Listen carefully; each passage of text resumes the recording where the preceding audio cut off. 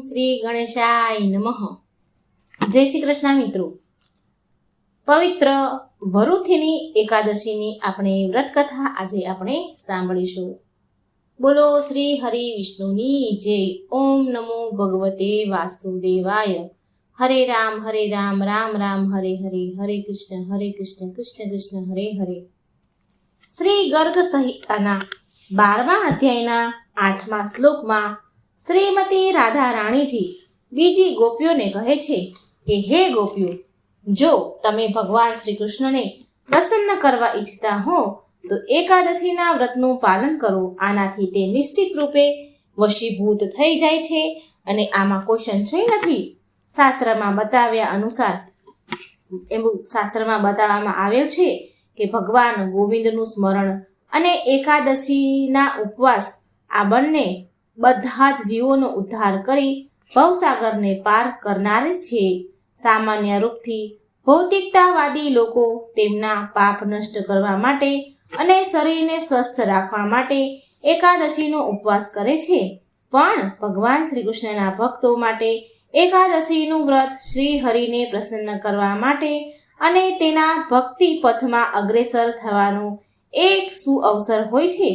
એક ભક્ત ક્યારેય ભૌતિક મનોકામના સાથે એકાદશી વ્રત નથી કરતા. આના ઉદાહરણ શ્રીમદ ભાગવતમ જેવા પુરાણોમાં અમરીશ મહારાજની કથામાં પણ મળી આવે છે. તો ચાલો આવી જ એક અત્યંત પવિત્ર અને પાવન કરી વરુથીની એકાદશીની આજે ચર્ચા કરીએ. અને જો તમે આ ચેનલને અત્યાર સુધી સબસ્ક્રાઇબ નથી કરી ભક્ત મિત્રો, તો આ ચેનલને સબસ્ક્રાઇબ જરૂર કરી દેજો. અને જો વિડીયો સારો લાગે તો લાઈક, શેર અને સબસ્ક્રાઇબ જરૂર કરજો. એકાદશીના વિષયમાં પ્રમાણભૂત જ્ઞાનની ગંગા તમને સદાય એટલે પ્રાપ્ત થતી રહેશે. એક સમયની વાત છે, મહારાજ યુધિષ્ઠિર સુખ, સમૃદ્ધિ, શાંતિ અને વૈદિક વાતાવરણયુક્ત ભવ્ય સામ્રાજ્યમાં શાસન કરી રહ્યા હતા. તેમનો રાજમહેલ અનેક મણિઓથી સજેલો ઇન્દ્રની નગરી સમાન હતો. અને આવા સામ્રાજ્યમાં એક દિવસ મહારાજ યુધિષ્ઠિરે પૂર્ણ પુરુષોત્તમ ભગવાન શ્રી કૃષ્ણ સામે સંવાદ કરી રહ્યા હતા. બંને વચ્ચે અમુક વિષયોની ચર્ચા થઈ રહી હતી. એમાંથી એક વિષય હતો એકાદશી વ્રતનો વિષય. યુધિષ્ઠિર મહારાજની જિજ્ઞાસાને સંતુષ્ટ કરવા માટે ભગવાન શ્રી કૃષ્ણ એક પછી એક તેમને એકાદશીનો મહિમા કહેતા હતા અને કથા સંભળાવી રહ્યા હતા. એ સમયે યુધિષ્ઠિર મહારાજે ભગવાન શ્રી કૃષ્ણને પૂછ્યું કે હે વાસુદેવ, હે મધુસૂદન, કૃપા કરી તમે મને વૈશાખ માસના કૃષ્ણ પક્ષમાં આવનારી વરુથીની એકાદશીનું મહાત્મય સંભળાવો. આ એકાદશી કરવાથી શું ફળ મળે છે અને આ વ્રત કેવી રીતે કરવું જોઈએ? યુધિષ્ઠિર મહારાજનું કથન સાંભળીને ભગવાન શ્રી કૃષ્ણ બોલ્યા, હે રાજન, આ એકાદશી શુદ્ધ જીવન પ્રદાન કરનારી છે અને સમસ્ત પાપને નાશ કરનારી છે. આ વ્રતનું પાલન કરવાથી વ્યક્તિ જન્મ મરણના ચક્રમાંથી મુક્તિ મેળવે છે, ભગવદ ભક્તિને પ્રાપ્ત થાય છે. આ વ્રતનું પાલન કરવાથી મહાન રાજા માંધાતાને મુક્તિ મળી હતી અને આ એકાદશી વ્રતના પાલનથી રાજા ધુંધુમાર શિવજીના શ્રાપથી મુક્ત થયા હતા. આ વ્રતના પાલન કરવાથી 10,000 વર્ષની તપસ્યા કરવાનું ફળ મળે છે. આટલું જ નહીં, પણ આ એકાદશી સૂર્યગ્રહણના સમયે કુરુક્ષેત્રમાં 40 કિલો સુવર્ણ દાનનું ફળ પ્રદાન કરે છે. આના સિવાય પણ વરુથીની એકાદશીનો મહિમા સંભળાવતા ભગવાન કૃષ્ણ કહે છે, યુધિષ્ઠિરને દાનના વિષયમાં એક અત્યંત રોચક રહસ્ય સંભળાવે છે. અને એ રહસ્ય છે કે અશ્વદાન કરતાં પણ શ્રેષ્ઠ દાન છે ગજદાન. ગજદાન કરતાં પણ શ્રેષ્ઠ જો કોઈ દાન છે તો ભૂમિનું દાન, અને એના કરતાં પણ શ્રેષ્ઠ ભૂમિદાન કરતાં પણ શ્રેષ્ઠ માનવામાં આવ્યું છે તલનું દાન. તલનું દાન શ્રેષ્ઠ કહેવાય છે અને તલના દાન કરતાં પણ શ્રેષ્ઠ જો કોઈ દાન છે તો છે સુવર્ણ દાન. સુવર્ણ દાન કરે તે શ્રેષ્ઠ છે. અને સુવર્ણ દાન કરતાં પણ શ્રેષ્ઠ દાન છે અન્નનું દાન. અન્નના દાન કરતાં પણ અન્નદાન કરવાથી સર્વ પૂર્વજ, દેવતા અને સમસ્ત પ્રાણી પ્રસન્ન થાય છે. વિદ્વાન લોકો કન્યાદાન પણ અન્નદાનના સમાન માને છે. પણ હવે ભગવાન શ્રી કૃષ્ણ ગૂઢ રહસ્ય બતાવતા કહે છે કે ભલે અન્નદાનને મહાન દાન કહેવાયું છે, પણ અન્નદાન કરતાં પણ શ્રેષ્ઠ દાન છે સિદ્ધ્યાનું દાન. સૌથી મોટું દાન અને સમાજની સેવા પ્રવૃત્તિને લોકોને ભગવાન અને એની સંબંધ વિશે લોકોને જ્ઞાન આપવું તે પણ સર્વશ્રેષ્ઠ દાન છે. ભગવાનની કથાઓ, ભગવાનના સંબંધો, ભગવાનના રહસ્યો વિશે જણાવવું, ભગવાનનું બધું જણાવવું, ભક્તિ વિશે જણાવવું એ પણ એક જ્ઞાન છે. આ જ્ઞાન લોકોને આપવું એ પણ એક શ્રેષ્ઠ દાન જ છે. વિદ્યાદાન. યુધિષ્ઠિર મહારાજના આ સંવાદને આગળ વધારતા ભગવાન શાસ્ત્રોનું એક વધારે રહસ્ય જણાવે છે, અને એ છે ભગવાન કહે છે કે જે વ્યક્તિ તેની પુત્રીના ધન પર આશ્રય રાખે છે, એના પુત્રીના ધન પર આશ્રિત રહે છે, તેને સંપૂર્ણ બ્રહ્માંડના જળમગ્ન થવા સુધી નારીની સ્થિતિમાં રહેવું પડે છે. અને જે વ્યક્તિ તેની પુત્રીના વિવાહ કરાવતા સમયે વરપક્ષ પાસેથી ધન લે છે, પૈસા લે છે, અને તેને આગલા જન્મમાં બિલાડીનું શરીર મળે છે. હા જી, એવી જ રીતે એક માંસાહાર કરવા વાળો વ્યક્તિ આગળના જન્મમાં માત્ર માંસ ભક્ષણ કરનાર જંગલી પ્રાણી બને છે, અને અત્યંત કામ આસક્ત વ્યક્તિ કૂતરાનું શરીર મેળવે છે. જે વ્યક્તિ તેના શરીરના અંગોનું પ્રદર્શન કરે છે અને ઓછા કપડાં, ટૂંકા કપડાં દ્વારા તેના શરીરને ઢાંકે છે, તો એને આગળના જન્મમાં વૃક્ષનું શરીર ધારણ કરવું પડે છે. અને શ્રી કૃષ્ણ બીજું પણ કહે છે, એના વિપરીત એટલે કે એના વિરુદ્ધ, કે જે વ્યક્તિ તેની કન્યાને ઘરેણાથી શણગારી સુશોભિત કરી વિવાહના સમયે કન્યાદાન કરે છે, કન્યાનું દાન આપે છે, તો એને એનાથી જે ફળ મળે છે એને યમરાજના મુખ્ય સજીવ ચિત્રગુપ્ત પણ વર્ણન તેનું કરી નથી શકતા. અને આ જ ફળ એકાદશીના વ્રત કરવાથી મળે છે. સરળતાથી આ પુણ્ય ફળ પ્રાપ્ત થાય છે. એકાદશીના વ્રતથી કન્યાદાન સમાન ફળ મળે છે. જે મનુષ્ય શુદ્ધ ભક્તિ ભાવથી એકાદશીનું વ્રત પાલન કરે છે તે પિતૃકુળની 10 પેઢી, માતાના માતૃકુળની 10 પેઢી અને પતિ કે પત્નીના કુળની 10 પેઢીનો ઉદ્ધાર કરે છે. હવે તમે વિચારો કે તમે શુદ્ધ મન અને શુદ્ધ વિચારથી આ વ્રતનું પાલન કરશો તો તમે કેટલા લોકોનો ઉદ્ધાર કરી શકો છો. ભગવાન કહે છે કે એકવાર ઈક્ષ્વાકુ વંશના મહારાજ ત્રિશંકુ હતા. તેના પુત્રનું નામ હતું ધુંધુમાર. રાજા ધુંધુમાર અત્યંત પરાક્રમી અને તેજસ્વી અને ભગવાનના ભક્ત હતા. એક દિવસ તેને શિવજીનો શ્રાપ મળ્યો.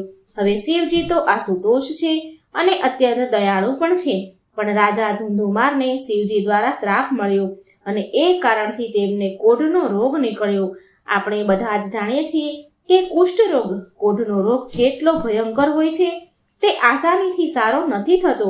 પણ જેવું જ રાજા ધુંધુમારે વરુથીની એકાદશીના વ્રત વિશે મહિમા જાણવા તેને મળ્યો અને તેમણે આ વરુથીની એકાદશીનું વ્રત કર્યું, નિયમપૂર્વક તેનું પાલન કર્યું અને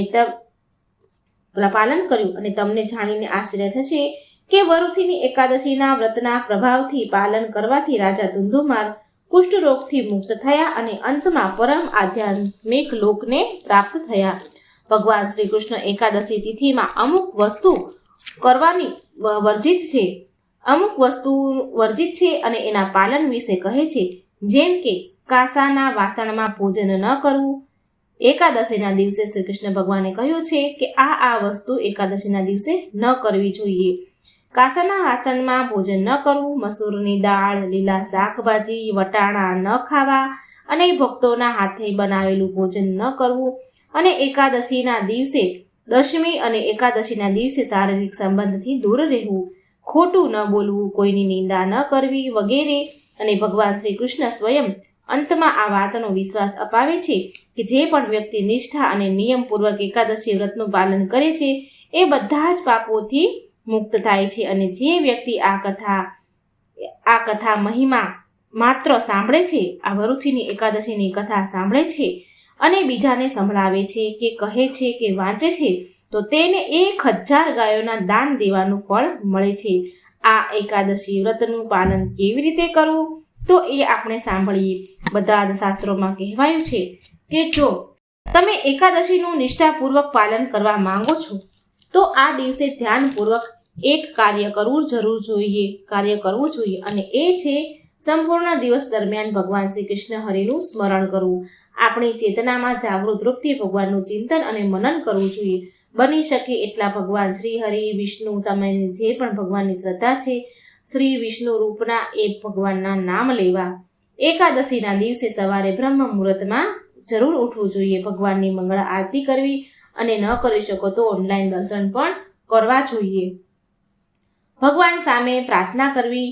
એકાદશી વ્રતનો સંકલ્પ કરવો. માતા તુલસીને જળ અર્પણ કરીને 3 વાર પ્રદક્ષિણા કરવી અને પછી મા તુલસી સામે બેસીને હરે કૃષ્ણ કૃષ્ણ કૃષ્ણ હરે હરે, હરે રામ રામ રામ હરે હરે આ મહામંત્રના જાપ બની શકે એટલી વાર જરૂર કરવા જોઈએ. અને બની શકે તો પૂરા દિવસ દરમિયાન, એકાદશી વ્રત દરમિયાન હરિકથા, હરિનામ, હરિકીર્તન પણ બની શકે તો કરવા જોઈએ. અને બીજા દિવસે, દ્વાદશીના દિવસે એકાદશી રાતના પારણા કરવા જોઈએ. જે નિર્ધારિત સમય હોય એ સમયમાં પારણા કરવા જોઈએ. કહેવાય છે કે એકાદશીના પારણા કરવાથી જ એકાદશીનું પુણ્ય રીતે ફળ પ્રાપ્ત થાય છે અને ભગવાનને અર્પણ થાય છે. પારણા કરતા પહેલા ભગવાનને પ્રસાદ ધરાવવો જોઈએ અને એ પ્રસાદ રૂપમાં એ પ્રસાદ કોઈ બ્રાહ્મણને આપવો અને સ્વયં પણ એ પ્રસાદ ગ્રહણ કરીને એકાદશી વ્રતના પારણા કરવા જોઈએ. અને બની શકે તો બ્રાહ્મણને, જરૂરિયાતમંદને શક્તિ પ્રમાણે, તમારી યથાશક્તિ પ્રમાણે દાન પણ જરૂર દેવું જોઈએ, જેથી એકાદશીના વ્રતનું પુણ્ય ફળ પ્રાપ્ત થાય છે. તો મિત્રો, હવે આપણે સાંભળીશું વ્રત કથા. પ્રાચીન કાળમાં એક માંધાતા નામના રાજા રાજ્ય કરતા હતા. તે નર્મદા નદીના તટ પર રાજ કરતા હતા. તે અત્યંત દાની અને તપસ્વી હતા. રાજા હંમેશા ધાર્મિક કાર્યો અને પૂજા પાઠમાં લીન રહેતા હતા. એકવાર જ્યારે રાજા વનમાં તપસ્યામાં લીન હતા ત્યારે ન જાણે ક્યાંકથી એક જંગલી ભાલુ આવ્યો અને રાજા માંધાતાના પગને ખાવા લાગ્યો. અને આમ કરવા છતાં પણ રાજા જરા પણ ગભરાયા નહીં અને તેની તપસ્યામાં લીન જ રહ્યા. ભાલુ તો એનો પગ ખાતો જ રહ્યો, પણ ભાલુએ રાજાને ઘસેડતા તે લઈ જવા લાગ્યો. તો રાજાએ તપસ્યા ધર્મનું પાલન કરતા કરતા કોઈ ક્રોધ કર્યા વિના તેણે ભગવાનને તેની પોતાની રક્ષા માટે ભગવાન વિષ્ણુને પ્રાર્થના કરવા લાગ્યા. રાજાની પ્રાર્થના સાંભળીને ભગવાન વિષ્ણુ ત્યાં પ્રગટ થયા અને તેમને સુદર્શન ચક્રથી ભાલુનો વધ કરી દીધો અને રાજાને બચાવી લીધા. રાજાના પગને તો ભાલુ પહેલેથી જ ખાઈ ગયો હતો. જ્યારે રાજાએ તેના પગની હાલત જોઈ તો તેને અત્યંત પીડા થઈ. તે તેના પગની હાલત જોઈને બહુ દુઃખી થયો અને ભગવાન તેના દુઃખી ભક્તને જોઈને ભગવાન વિષ્ણુએ કહ્યું કે હે વત્સ, તું શોક ન કર, દુઃખી ન થા. તું મથુરા જા અને વરુથીની એકાદશીનું વ્રત કરી મારા વરાહ અવતારની મૂર્તિની પૂજા કરો. વ્રતના પ્રભાવથી તું ફરીથી સંપૂર્ણ અંગોવાળો બની જઈશ. ભાલુ દ્વારા તારો પગનો જે નાશ થયો છે તે તારા પૂર્વજન્મના કર્મની સજા હતી. ભગવાન વિષ્ણુની આજ્ઞા માનીને રાજા માંધાતાએ મથુરા નગરી જઈને પૂરી શ્રદ્ધાથી, પૂરા મનથી, ભક્તિભાવથી વરુથની એકાદશીનું વ્રત કર્યું. વ્રતના પ્રભાવથી રાજા સંપૂર્ણ અંગોવાળા અને સુંદર બની ગયા. આ હતી વરુથની એકાદશીની વ્રત કથા. તો એકાદશીના દિવસે સવારે વહેલા ઉઠીને સ્નાન કરી સ્વચ્છ વસ્ત્ર પહેરીને ભગવાન વિષ્ણુની મૂર્તિને સ્નાન કરાવવું અને તેમને સાફ સુથરા વસ્ત્ર પહેરાવવા અને જ્યાં ભગવાનની તમારે મૂર્તિ કે સ્થાપના કરવાની હોય, ભગવાનને મૂકવાના હોય તો તે જગ્યાને, તે સ્થળને ગંગાજળ છાંટીને શુદ્ધ કરવું અને પછી ભગવાન વિષ્ણુની અક્ષત એટલે કે ચોખા, દીવો વગેરે 16 સામગ્રીથી પૂજા કરવી. ભગવાન વિષ્ણુને સુગંધિત પુષ્પ, તુલસી વગેરે અર્પણ કરવા. વ્રતના દિવસે ભગવાન વિષ્ણુને થાળ ધરાવવો. ભગવાન વિષ્ણુ અને દેવી લક્ષ્મીની પૂજા કરવી. ભગવાન વિષ્ણુ સાથે દેવી લક્ષ્મીની પૂજા કરવાનું 11ના દિવસે ખૂબ મહિમા છે. આપણી હિન્દુ માન્યતા અનુસાર પીપળાના ઝાડમાં ભગવાન વિષ્ણુનો વાસ હોય છે, માટે વરુથીની એકાદશીના દિવસે પીપળાના ઝાડને પાણી ચડાવવું એ બહુ શુભ માનવામાં આવે છે. વરુથીની એકાદશીના દિવસે પીળા ફૂલ અને પીળા રંગની મીઠાઈનો થાળ ભગવાનને જરૂર ધરાવો, એ પણ શુભ ગણાય છે. એકાદશીના દિવસે ભગવાન વિષ્ણુ સાથે મા લક્ષ્મીની પૂજા કરવાથી ઘરમાં સુખ, સમૃદ્ધિ અને ધનનું આગમન થાય છે. જે પણ વ્યક્તિ વરુથીની એકાદશીના દિવસે પૂરા મનથી, શ્રદ્ધા ભાવથી, ભક્તિથી વ્રત કરે છે તે અંતે મોક્ષને પ્રાપ્ત કરે છે, ભગવત ધામને પ્રાપ્ત કરે છે, વિષ્ણુ ભગવાનના શરણમાં જાય છે. તો મિત્રો, આ હતી પવિત્ર વરુથીની એકાદશીની વ્રતકથા. મિત્રો, આ વિડીયોને લાઈક કરજો, શેર કરજો અને પુણ્યના ભાગીદાર બનજો. કમેન્ટ બોક્સમાં શ્રી હરિ વિષ્ણુનું, મા લક્ષ્મીનું નામ પણ જરૂર લખજો. જય શ્રી કૃષ્ણ. રાધે રાધે. Thank you.